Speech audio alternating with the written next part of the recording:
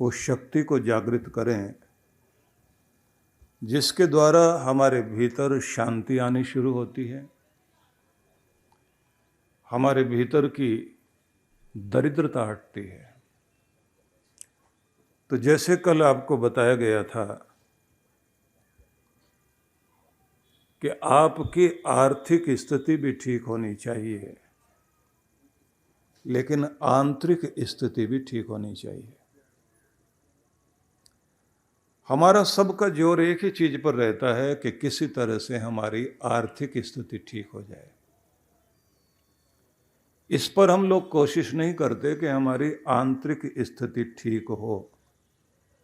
तो पहले आंतरिक स्थिति ठीक करिए, फिर आर्थिक स्थिति भी ठीक होगी, आध्यात्मिक स्थिति भी ठीक होगी, सामाजिक स्थिति भी ठीक होगी और शारीरिक स्थिति भी ठीक होगी, यहाँ तक कि पारिवारिक स्थिति भी ठीक होगी।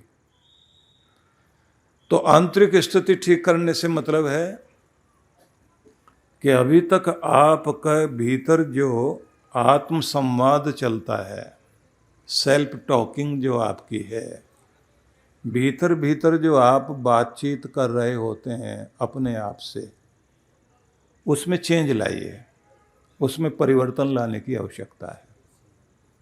अभी तक हम ज़्यादातर लोग जो भीतर भीतर सोच रहे होते हैं या बात कर रहे होते हैं, हमारे अंदर जो बात चल रही होती है, वो अपने दुख की, तकलीफ की, किसी की कड़वी बात, किसी से हम तुलना करते हैं, किसी आदमी के बारे में हम सोचने लग जाते हैं उसने ऐसा किया, वैसा किया, ये ऐसा है, वो वैसा है। तो बहुत तरह की नेगेटिव बातें भीतर चलती हैं, यहाँ तक कि खुद को हम कोसते रहते हैं। मेरे साथ अच्छा नहीं हुआ, पता नहीं आगे कुछ ठीक होगा नहीं होगा, काम बनेंगे नहीं बनेंगे, मैं गरीब हूँ, मैं पीछे रह गया हूँ, मैं परेशान हूँ, मैं दुखी हूँ। तो उसका परिणाम क्या होता है कि हमारा पूरा ध्यान अपने पास क्या नहीं है उस पर होता है, और जब हमारा ध्यान अपने अभाव में रहता है तो उसका परिणाम होता है कि भीतर हम खुश नहीं रह पाते। भीतर से अशांति भी चलती है, बेचैनी चलती है, इरिटेशन चलती है, मुस्कुराहट नहीं आती, हम थैंकफुल नहीं हो पाते, भगवान के प्रति धन्यवादी नहीं होते।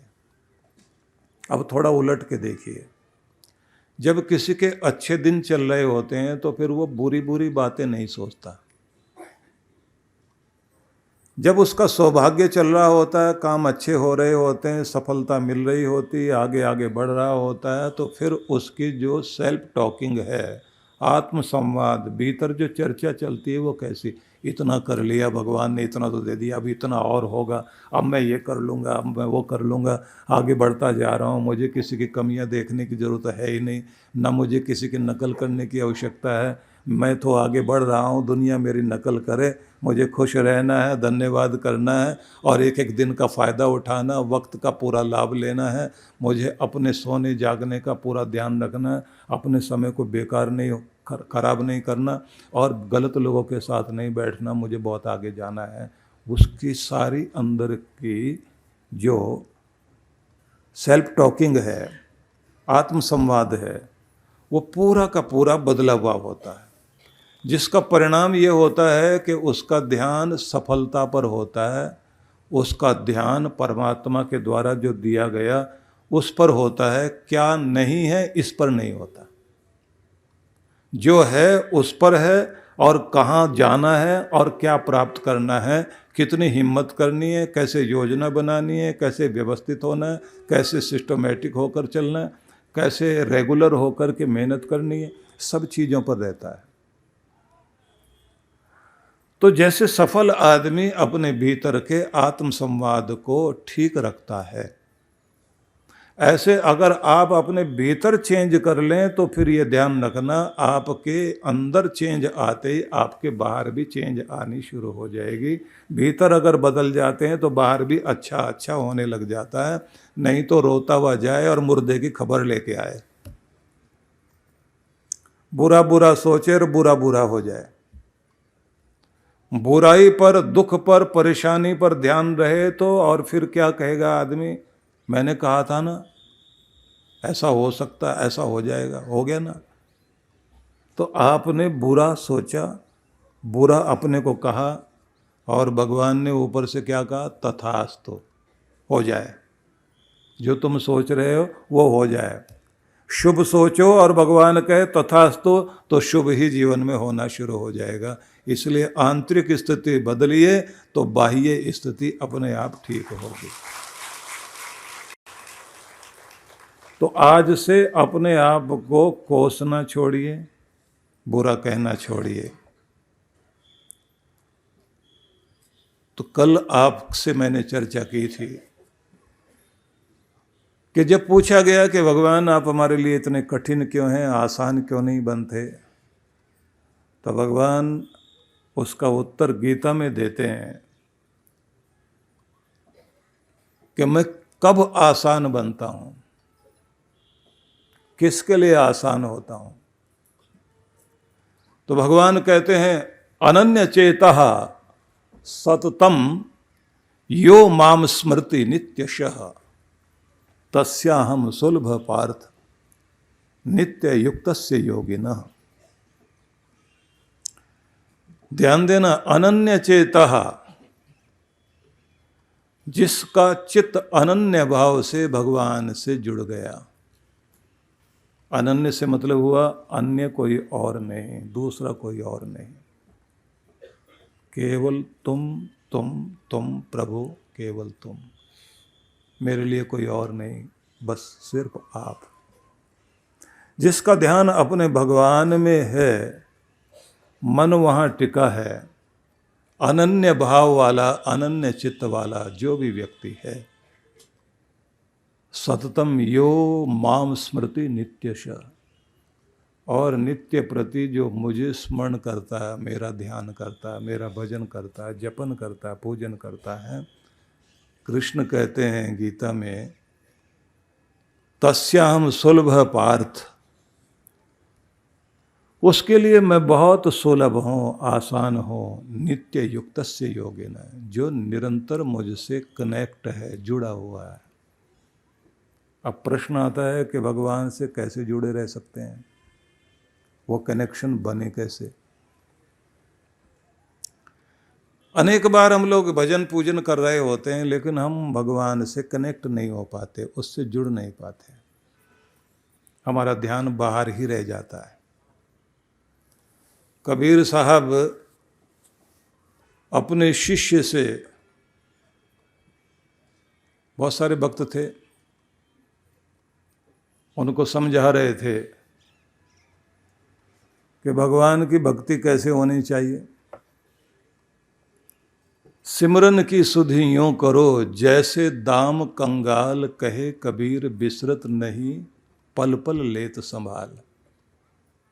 जैसे कंगाल गरीब आदमी अपने पैसे पर, जो उसकी पॉकेट में है, भीड़ के बीच में चलते हुए भी उसका ध्यान दुनिया देखता है, रास्ता चल रहा है, ध्यान अपनी पॉकेट पे रहता है। ऐसे ही जिस आदमी का दुनिया के बीच रहते रहते भी पॉकेट के अंदर पैसा होता है, लेकिन कपड़ों से अंदर, जहाँ हमारे फेफड़े हैं वहीं अंदर दिल भी है ना, और दिल में परमात्मा। तो जैसे कंगाल का अपने जेब पर, पॉकेट पर रखे हुए पैसों में होता है, क्योंकि उसको वो दुनिया में सबसे ज़्यादा कीमती समझे बैठा है, ऐसे जिसने परमात्मा के नाम को कीमती समझ लिया और हृदय में उसे महसूस करता है, देखता है दुनिया, चलता है दुनिया के बीच में, लेकिन ध्यान रहता है भीतर, बस उसको भक्ति करनी आ गई, उसका कल्याण होगा। तो कबीर साहब की जिंदगी का एक उदाहरण बड़ा विचित्र है कि उनके गुरु थे स्वामी रामानंद, और कबीर साहब सेवा में थे अपने गुरु की। तो गुरु की सेवा में तन से, मन से, भावना से, हृदय से सेवा में रत थे। पूरा ध्यान गुरु की तरफ लगा हुआ है, हृदय गुरु की तरफ लगा हुआ है, गुरु के चित्त से अपना चित्त जोड़ा हुआ कि मेरे गुरु के भीतर जो ज्ञान धारा, जो आध्यात्मिकता चल रही है वो मेरे हृदय में भी चले। लेकिन उस दिन स्वामी रामानंद बार बार बोल रहे थे कि देखो कबीर, आज हमको बाजार जाना है, सर्दियां शुरू हो गई हैं, तो रजाई लेके आना है और तुम यहीं रहना, इधर उधर मत जाना, मैं थोड़ी देर ध्यान में बैठ जाऊं, कनेक्ट हो जाऊं भगवान से। तो बैठ गए ध्यान में, थोड़ी देर उन्होंने नाम जपा। नाम जपते जपते फिर जो है वाचिक जाप करते हैं ना, पहले बोल बोल कर भगवान का नाम, उसके बाद उपांशु जप होता है, होठ हिलते रहें, नाम भीतर भीतर चलता रहे। और उसी के बाद में फिर मानसिक जप शुरू होता है कि जब न होठ हिल रहे हैं, ना आवाज़ आ रही है, मुंह बंद है और भीतर भीतर मन में परमात्मा का नाम इस तरह चले कि जैसे माला चल रही है।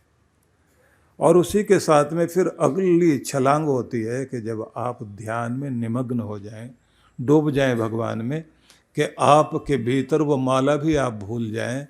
समझो कि माला सीढ़ी थी और उस सीढ़ी से चढ़ते चढ़ते आप मंजिल तक पहुंच गए, जहां भगवान की शांति, भगवान का प्रेम, भगवान का आनंद बसता है, वहां जाकर आप टिक जाएं।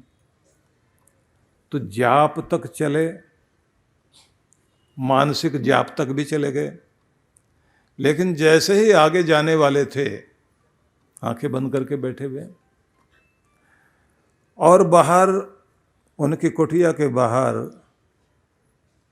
जो सामने जगह थी, उसके भी बाहर एक गेट था, वहाँ कबीर बैठे हुए, वो भी आंखें बंद किए हुए हैं। गुरु ध्यान कर रहे हैं भगवान का और शिष्य ध्यान कर रहे हैं अपने गुरु का। इतनी देर में कोई मिलने आ गए, कोई बड़े आदमी थे। उन्होंने आवाज़ लगाई कि गुरुदेव जी हैं। कबीर जी ने कहा नहीं, वो तो नहीं है। अब कबीर जी झूठ तो बोलते नहीं थे। कहाँ गए? बोले बाजार गए। क्या करने गए? बोले रजाई खरीद रहे हैं। अब गुरु जी अंदर बैठे हुए थे, उन्होंने सुन लिया, ध्यान में थे, तो इतने जोर से बोला तो उन्होंने सुन लिया। वापिस आए उठ के, तो स्वामी रामानंद आते ही बोले कि भाई तुमने झूठ क्यों बोला कि मैं बाजार में हूँ, रजाई खरीद रहा हूँ। कबीर साहब बोले मैं आपका ध्यान करने के लिए बैठा हुआ था, आपके चित्त से जब मैंने अपना चित्त जोड़ा तो मैंने देखा आप मार्केट में खड़े हुए हैं, बड़ी सी दुकान में, और भाव चल रहा है, रजाई खरीद रहे हैं। और स्वामी रामानंद बोले बात तो सही है, लेकिन तुझे पता कैसे चला? गए थे परमात्मा के ध्यान में, पहुंच गए बाजार में। उस दिन कबीर के सिर पर हाथ रख कर के स्वामी रामानंद को कहना पड़ा, कबीर, जिसको पहले गुरु से जुड़ना आ गया, उसको परमात्मा से भी जुड़ना आ गया, क्योंकि तुम्हारा अनन्य भाव अपने गुरु में है। स्थूल से सूक्ष्म की ओर और सूक्ष्म से सूक्ष्मतर जो प्यारा परमात्मा है, उसकी तरफ यात्रा होनी चाहिए। और जब उसकी तरफ आप यात्रा करने लगते हैं तो ये बात ध्यान रख लीजिए कि स्थितियाँ धीरे धीरे बदलने लग जाती हैं। सबसे पहले क्या होता है कि जब आप भगवान से जुड़ते हैं तो पहली स्थिति आती है कि आपके भीतर पवित्रता आती है और आपके अंदर की सारी जितनी भी अपवित्रता है वो दूर होने लग जाती है। शुभ विचार, शुभ भाव, अच्छी भावनाएं जुड़ने लग जाती हैं और फिर आती है शांति। और ये याद रखिए, दुनिया में सबसे अधिक जिस चीज की जरूरत है मनुष्य को, वो शांति की जरूरत है। क्योंकि आपका सुख, आपकी समृद्धि जिस चीज पर टिकती है वो केवल शांति पर टिकती है। अगर आपके मन में शांति है तो चेहरे पर मुस्कुराहट जरूर होगी, और अगर आपके मन में शांति है तो आपकी सेहत भी ठीक रहेगी, और अगर आपके घर में शांति है तो आपके घर की तरक्की भी जरूर होगी, और अगर आपके कारोबार वाली जगह में शांति है तो आपके कारोबार की भी तरक्की होगी, और अगर आपके प्रदेश में शांति है तो आपके प्रदेश की भी तरक्की होगी, और अगर आपके देश में शांति है तो फिर आपके देश की भी तरक्की ही तरक्की होगी।